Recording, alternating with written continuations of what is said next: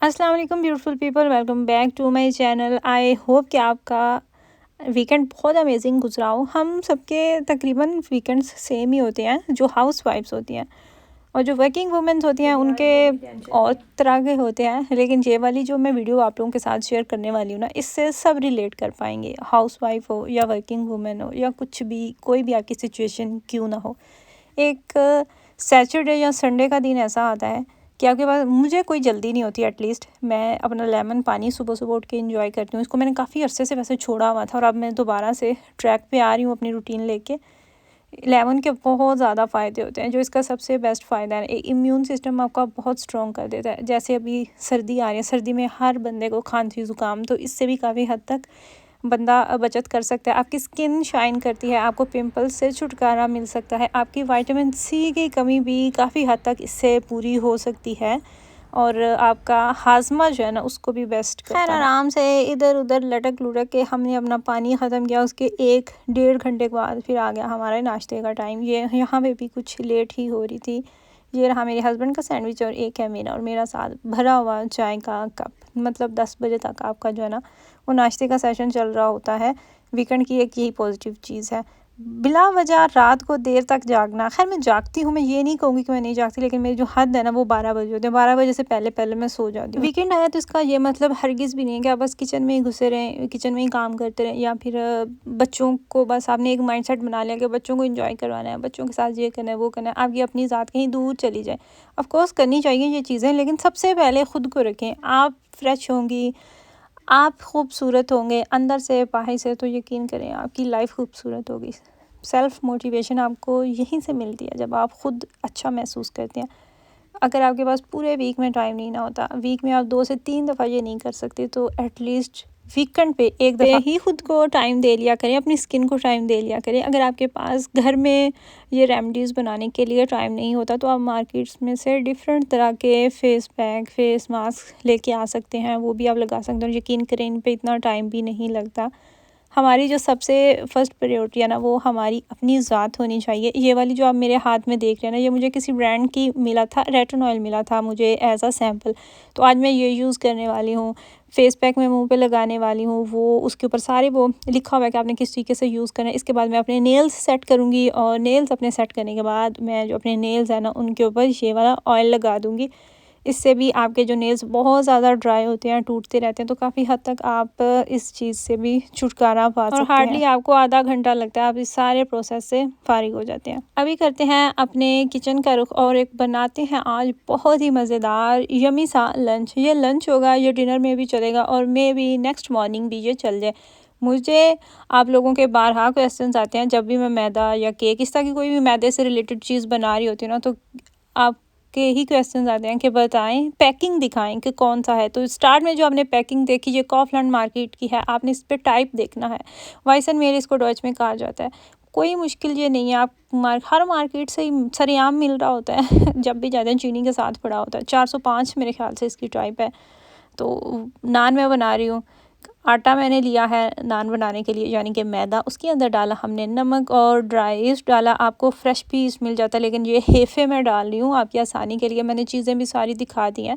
इसमें ड्राई हेफ़े डाला और नमक गया इसके अंदर, कलौंजी डाली मैंने, थोड़ी सी योगर्ट डाली मैंने तकरीबन 250 ग्राम, और 1 केजी मैदा मैंने लिया था। इसमें 7 ग्राम की जो ड्राई ईस्ट है ना वो मैंने डाला था।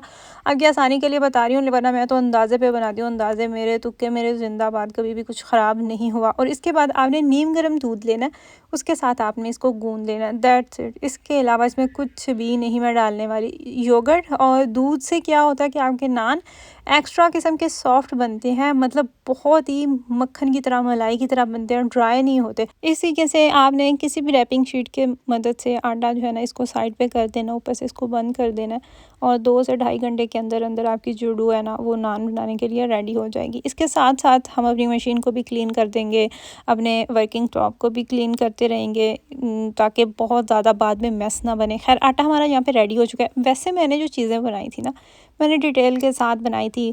जैसे मैंने डो जो है उसको गूंद के रखा, साथ में मैंने सालन बना ली। लेकिन आप लोगों की आसानी के लिए तो एक चीज़ की जो रेसिपी है ना कंप्लीट, वो मैं ऐड कर रही हूँ।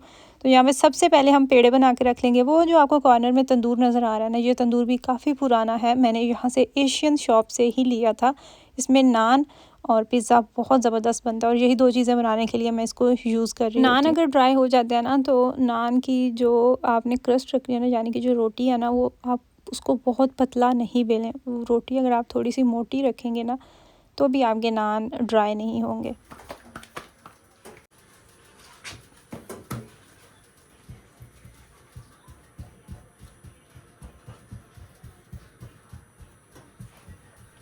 एक दफ़ा जब आपका तंदूर गर्म हो जाता है ना, तो बेहतर होता है कि आप पेड़े सबसे पहले बना के रख लें, क्योंकि साथ साथ फिर पेड़े भी बनाना, रोटी बेल के उसके ऊपर डालना, ऊपर से नीचे शिफ्ट करना, ये काम बहुत ज़्यादा हो जाता है। तो आसानी होती है कि पहले से आधी तैयारी अपनी करके रख ली जाए। जब आप डिफरेंट तरह की रेसिपीज़ देखते हैं यूट्यूब से, तो वहाँ पे आपको बहुत ज़्यादा चीज़ें और भी बताई जाती हैं। कुछ लोग चीनी भी ऐड करते हैं, कुछ लोग अंडा ऐड करते हैं, लेकिन मैंने इनमें से कुछ भी नहीं ऐड करती। जो सिंपल सी रेसिपी आपको बताई है, यही मेरी रेसिपी है। और ये भी चीज़ माइंड में रखें कि जब आप नान का आटा गूँध रहे होते हैं ना, तो उसको आपने मुसलसल 10 से 15 मिनट के लिए गूँधना होता है। और ये वाला आटा आपका ना ज़्यादा पतला होना चाहिए और सख्त तो बिल्कुल नहीं होना चाहिए। और वैसे भी हर इंसान के हाथ का अलग अलग जायका होता है। आप सेम इंग्रेडिएंट्स दे दे दो लोगों को, तो जो दोनों बनाएंगे दोनों का जायका अलग होगा। कुछ लोग होते हैं उनके हाथ की रोटियां बहुत सॉफ्ट बनती हैं, कुछ लोग होते हैं उनके हाथ के कोफ्ते बहुत सॉफ्ट बनते हैं, वो नहीं सख्त होते। सो ये भी एक चीज़ होती है, लेकिन इसके बावजूद आप कुछ टिप्स एंड ट्रिक्स यूज़ करके तो काफ़ी हद तक अपनी कुकिंग स्किल्स जो है उनको बेहतर बना सकते हैं। और आप देखें कि नान कितने सॉफ्ट बने। आप चाहें तो इनके ऊपर कुकिंग ऑयल लगा लें, चाहे तो आप इनके ऊपर बटर लगा लें, लेकिन आपने ये मेक श्योर करना है कि नान बनाने के बाद आपने इसको किसी प्लास्टिक की थैली में, हॉट पॉट में, या रोटियां रखने वाले रुमाल में, या इस तरीके से फोलिया में आपने लपेट के रख देना है, ताकि आपके नान ठंडे ना हों और इस तरीके से आपके नान एक्स्ट्रा सॉफ्ट हो जाएंगे। अभी हम बना लेते हैं अपना सालन। इसके लिए मुझे चिकन चाहिए था। चिकन हमने 3 तरह का लेके रखा होता है। एक होता है ब्रेस्ट का, बिल्कुल बोनलेस, एक होते हैं लेग पीसेस, थाई पीस, और ये भी कोई लेग पीस का ही हिस्सा है। इसको इन्होंने कुछ किया होता है, इसमें बोन होती है बराए नाम, लेकिन ज़्यादा ये बोनलेस ही होता है। मुर्ग और चने आज मैंने बनाने थे, और ये यकीन करें जो इतने मज़ेदार, इतने यम्मी बने थे। मैं आपको रेसिपी इसकी कोई मुश्किल नहीं है, सिंपल सी रेसिपी है, लेकिन फिर भी मैं आपको बता देती हूँ। सबसे पहले मैंने प्याज लिए, उनको ब्राउन किया। उसके बाद मैंने लहसुन और सब्ज़ मिर्चों को कूट लिया था, वो हमने डाले अपने ब्राउन प्याज के अंदर, और साथ ही हमने चिकन ऐड कर दिया। चिकन को बहुत अच्छे से हमने फ्राई कर लिया। उसके बाद हमने इसके अंदर डाले स्पाइसेस, थोड़ा सा पानी डाल दिया। जब पानी इसका ड्राई हो चुका था, फिर इसके अंदर हमने बाकी नमक, मिर्च और जो घर में मसाले होते हैं वो सारे डाले, योगर्ट डाली और टोमेटो पेस्ट डाली। वो जब अच्छे से फ्राई कर लिया, तो बाद में हमने बॉयल्ड केन वाले चने लिए थे, वो चने डाले और सालन रेडी हो गया। मीठे में मैंने सोचा हुआ था कि शीर खुरमा बनाऊंगी, और यहाँ पे बस मैं वही बना रही हूँ। एक्चुअली मेरे पास टाइम कम था और मैंने सबसे लास्ट में मीठा बनाया। मुझे याद ही नहीं था रहा कि मैंने मीठा भी बनाना है। मीठे में मुझे शीर खुरमा बनाना था, और शीर खुरमा मेरे घर में गरम गरम खाया जाता, तो इस वजह से भी मैं रिलैक्स थी कि मुझे मीठा पहले बना के रखने की ज़रूरत नहीं, वरना तो जो भी मीठा बनाते हैं वो यख ठंडा हो तो ही वो मज़े का लगता है। इसकी सिंपल सी रेसिपी, 1 लीटर आपने दूध लेना है, उसके अंदर आपने ये सारे जो मिक्स इसके जो उन्होंने पैकेट दिया होता है वो डालें, और मीठा आपका रेडी। कोई इस पर इतनी ज़्यादा मेहनत नहीं लगती। इसके साथ ही मुझे शामी कबाब भी बनाने थे। शामी कबाब मैंने हमेशा से बना के फ्रीज़ किए होते हैं, और ये वाले लास्ट 5 कबाब बचे हुए थे। तो अभी मैं सोच रही हूँ कि इंशाल्लाह ताला फिर से मैं शामी कबाब ढेर सारे बना के तो फ्रीज़ कर दूँ। कभी अगर दाल का सालन बनाया हो, सब्ज़ी बनाई हो, या फिर वाइट राइस हो, साथ सब्ज़ी हो, तो ऐसी सूरत में फिर मज़े का लगते हैं। अगर साथ में शामी कबाब होते हैं तो बच्चे भी खा लेते हैं और बड़ों को भी अच्छे लगते हैं। सो अब ये हमारा लास्ट काम था, शामी कबाब जो है ना वो फ्राई करने थे, और इसके बाद हमारा जो लंच है ना वो रेडी था।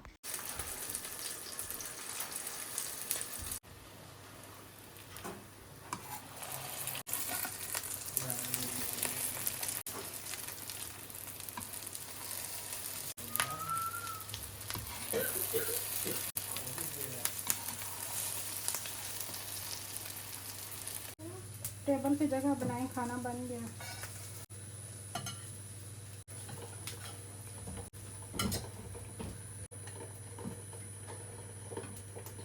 सर्दी आने से पहले का जो मौसम आता है ना, यानी कि पतझड़ मौसम, ये मौसम मुझे सख्त नापसंद है। और इसकी नापसंद करने की वजह ये है, इस मौसम में सब बीमार हो जाते हैं, बच्चे बड़े सब बीमार होते हैं और बच्चों की तो खांसी ही नहीं जाती। सख्त हवाएं चलती हैं, ठंडा मौसम होता है, ऐसे मौसम में आप फ्रेश तो होते ही नहीं है। गर्मी आती है तो एटलीस्ट आपका दिमाग शॉर्ट हो जाता है, आपका मीटर शॉर्ट हो जाता है तारें आपकी शॉर्ट होती है, गुस्सा आ जाता है। लेकिन सर्दी में बिल्कुल उसके बरक्स है। खैर अगर दोनों तरफ से देखा जाए ना, दोनों पार्टीज़ को, तो मेरा फ़ैसला गर्मी की तरफ होगा। यूरोप की गर्मी यहाँ की ठंड से 1000 दर्जे बेहतर है। हाँ, पाकिस्तान की जो गर्मी है ना वो अच्छी खासी तगड़ी होती है। यहाँ पे जी हमारा लंच हो चुका है रेडी। अब हम बैठ के अपना लंच एंजॉय करते हैं। और रियली हो कि आपको मेरी वीडियो अच्छी लगी हो, अपनी फैमिली का ख्याल रखिएगा, मुझे और मेरी फैमिली को भी दुआओं में ज़रूर याद रखिएगा। आपसे बात होगी इंशाल्लाह ताला नेक्स्ट वीडियो में, तब तक के लिए अल्लाह हाफिज़।